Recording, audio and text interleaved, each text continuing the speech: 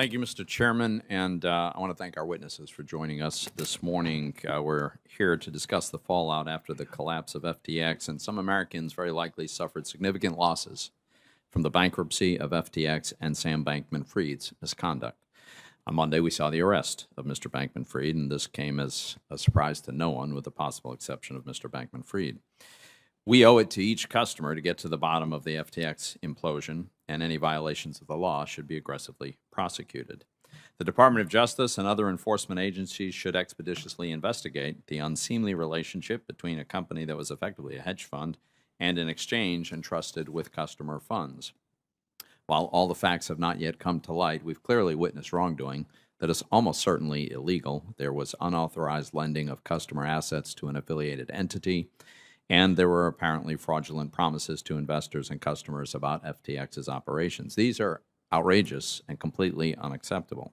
The SEC also believes that FTX committed fraud against equity investors. They're going to pursue that, as they should.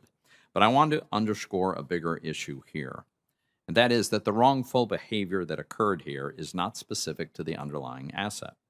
What appears to have happened here is a complete breakdown in the handling of those assets.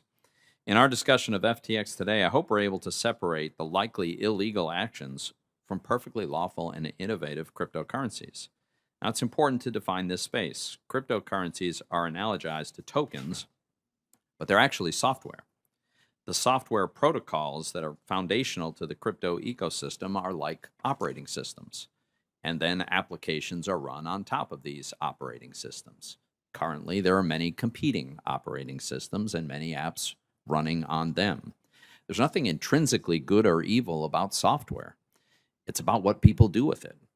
And with this analogy in mind, what we should all understand here is one simple thing. The code committed no crime.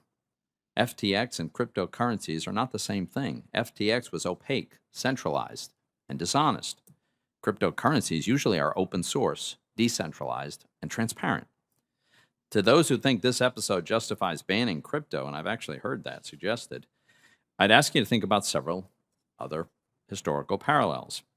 The 2008 financial crisis involved obvious misuse of products related to mortgages. Did we decide to ban mortgages? Of course not. A commodity brokerage firm run by former New Jersey Senator John Corzine collapsed after customer funds, including U.S. dollars, were misappropriated to fill a shortfall from the firm's trading losses. Nobody suggested that the problem was the U.S. dollar or that we should ban it. With FTX, the problem is not the instruments that were used. The problem was the misuse of customer funds, gross mismanagement, and likely illegal behavior. So let's talk about what comes next. Some of my colleagues have suggested somehow pausing cryptocurrency before we pass legislation. This is a profoundly misguided, not to mention impossible idea. Short of enacting draconian authoritarian policies, cryptocurrency cannot be stopped. If we tried, the technology would simply migrate offshore. Cryptocurrency does not need brick and mortar facilities to operate. And typing computer code should clearly be seen as a form of protected speech. Are we going to decide to pause the Constitution in order to stop crypto? This is exactly the kind of mindset that has driven this activity to the darker and less regulated parts of the world. Now, if Congress had passed legislation to create a well-defined regulatory regime with sensible guardrails, we'd have multiple U.S. exchanges competing here under the full force of those laws and regulations. In that scenario, it's not clear that FTX would have ever existed, at least on the scale that it did, not if we had American companies that were an alternative and properly regulated.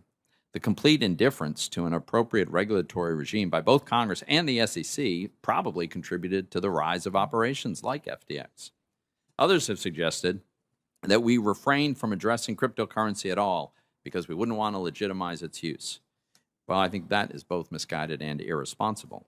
Congress can and should offer a sensible approach for the domestic regulation of these activities. I think we should start with stablecoins. This is an activity that my colleagues, we can analogize to existing traditional financial products. There's clear bipartisan agreement that stablecoins need consumer protections. There are virtually none in place now. I've proposed a framework that would do that. Senator Lummis and Gillibrand have also proposed a framework.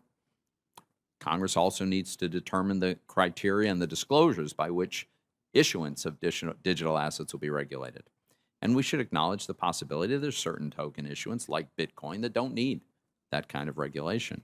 We should also clearly delineate regulations for the secondary market trading of these assets, including at exchanges like FTX US. Some of my colleagues have begun this important work.